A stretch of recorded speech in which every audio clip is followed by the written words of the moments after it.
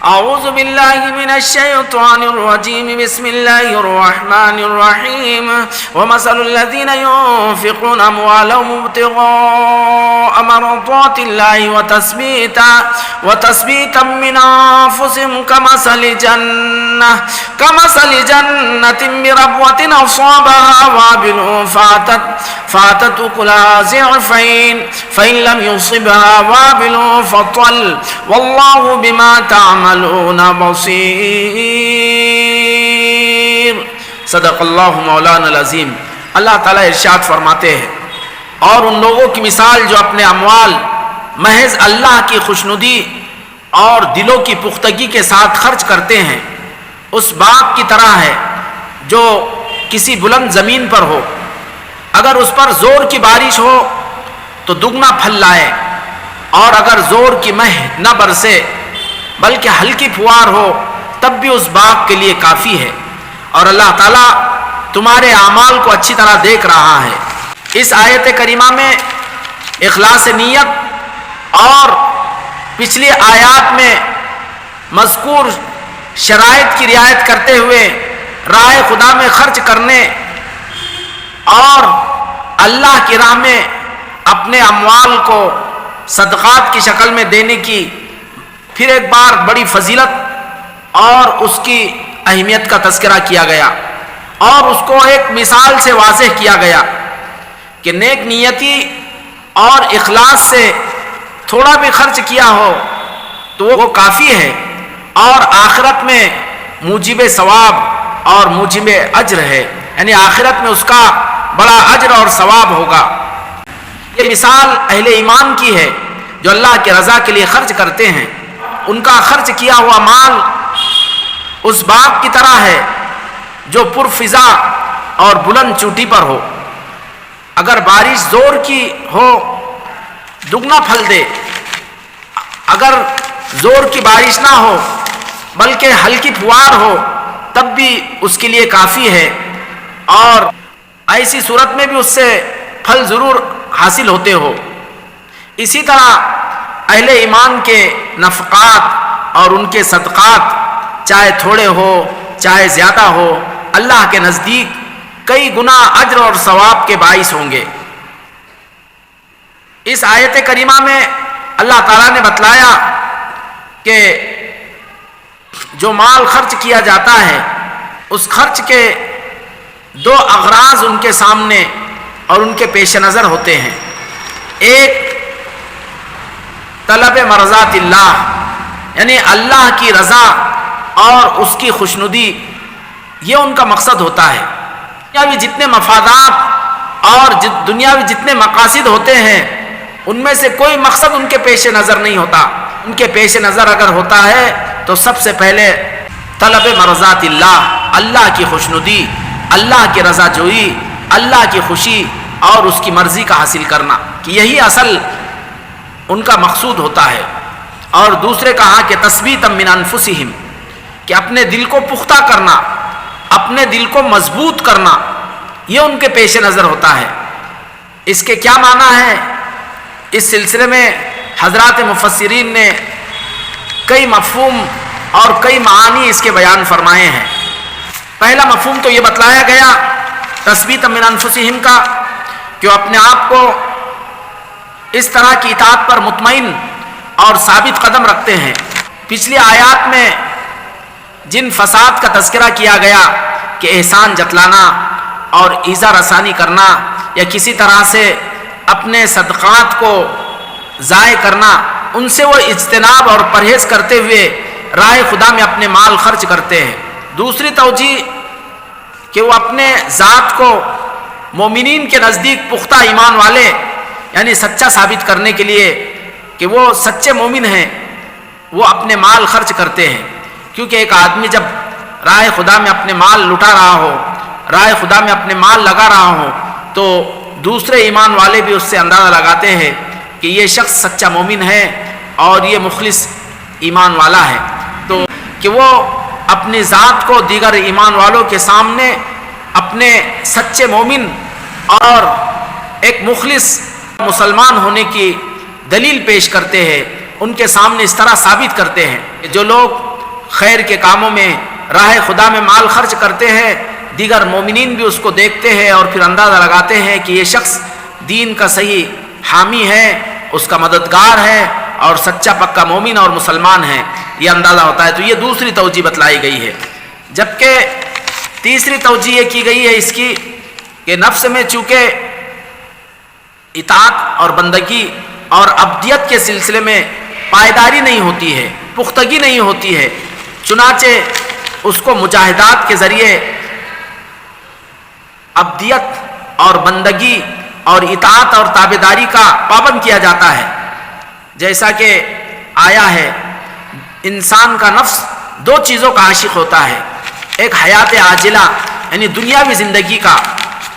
زندگی کو انسان چاہتا ہے، اور دوسرے مال۔ لہٰذا جب اس کو مال کے خرچ کا حکم دیا جاتا ہے تو اس کے اندر کسی قدر ماتحتی، اس کے اندر تابعداری، عبدیت اور ماتحتی کا جذبہ پیدا ہوتا ہے۔ اپنے جان یعنی اپنے آپ کو راہ خدا میں لگانے کا حکم دیا ہے تاکہ اس کے اندر مزید تابعداری آئے اور مزید اطاعت اور فرمانبرداری کا جذبہ اس کے اندر پیدا ہو۔ اس لیے اللہ تعالیٰ نے فرمایا کہ تجاہدون فی سبیل اللہ باموالکم وانفسکم، کہ تم اللہ کی راہ میں اپنے مالوں اور اپنے جانوں کے ساتھ جہاد کرو جنت کی حاصل کرنے کے لیے۔ تو خلاصہ یہ ہے کہ انسان کے اندر مال اور جان کو راہ خدا میں لگا کر انسان کے نفس کے اندر تابعداری، اطاعت اور فرمانبرداری کا جذبہ پیدا ہوتا ہے۔ مقصد یہی ہے کہ وہ اپنے مالوں کو راہ خدا میں لگا کر اپنے آپ کو اللہ کی اطاعت اور فرمانبرداری اور اس کی تابعداری کا پابند کرتے ہیں، اس پر اس کو برقرار کرتے ہیں، اس کو اس پر جماتے ہیں۔ علامہ فخر الدین رازی رحمۃ اللہ علیہ نے علامہ کشاف رحمۃ اللہ علیہ کے حوالے سے یہ تیسری توجہ بیان فرمائی، جبکہ چوتھی توجہ خود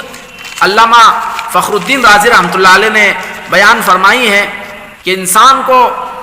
اطمینان قلب اسی وقت حاصل ہوتا ہے جب وہ خالص عبودیت اور بندگی کی نیت سے اپنا مال خرچ کرتا ہے۔ جب وہ اس غرض سے اپنا مال خرچ کرتا ہے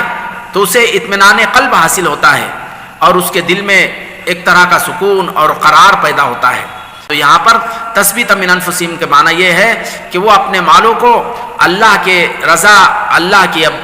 اطاعت اور فرمانبرداری میں خرچ کر کے اپنے دل اور اپنے قلب میں سکون پیدا کرتے ہیں، قرار پیدا کرتے ہیں، اطمینان اپنے اندر پیدا کرتے ہیں۔ جبکہ پانچویں توجہ زجاج رحمۃ اللہ علیہ کے حوالے سے نقل کیا ہے تثبیت من انفسہم کے سلسلے میں کہ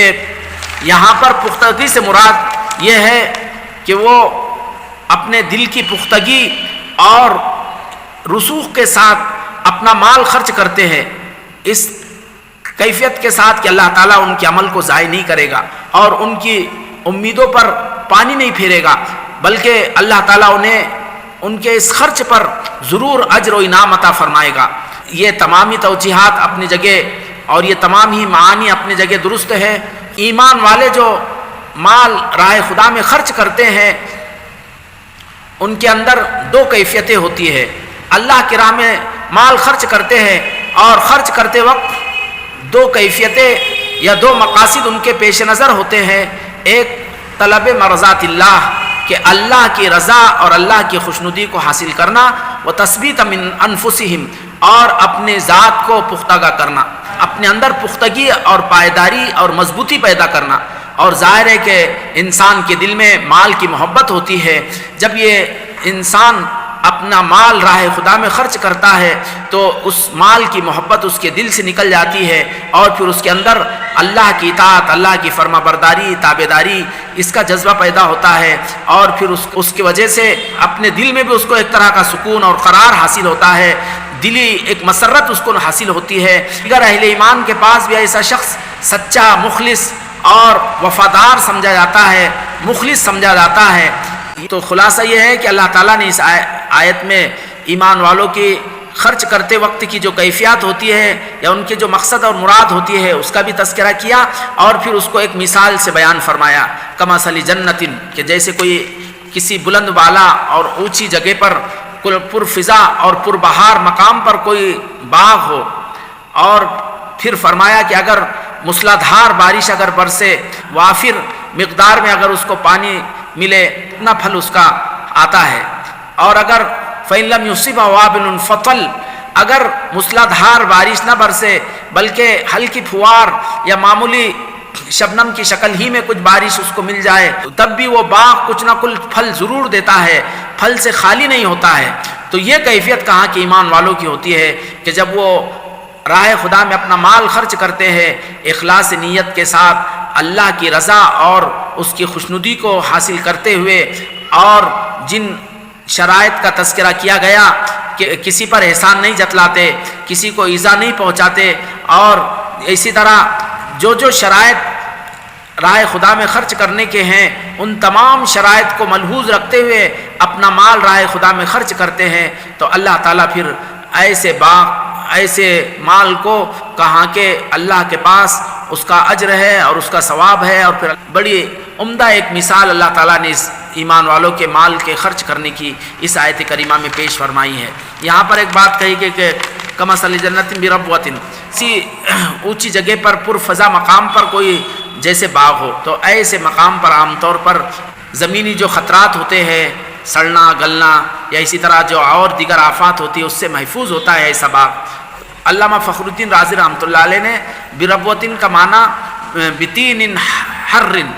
के गर्म मिट्टी, काश्तकार हजरात होते हैं, ज़मीन के माहिरीन जो होते हैं,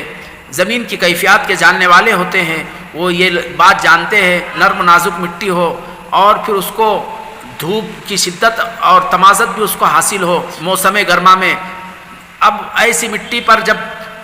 बारिश का पानी भरपूर शक्ल में मिले तो ऐसी मिट्टी में जो पैदावार होती है वो बड़ी उम्दा और बड़ी ताकतवर पैदावार होती है। अल्लाह हमें इस तरह राह खुदा में माल खर्च करने की अल्लाह तौफीक नसीब फरमाए। आमीन व आखिर दावाना अनिल हम्द।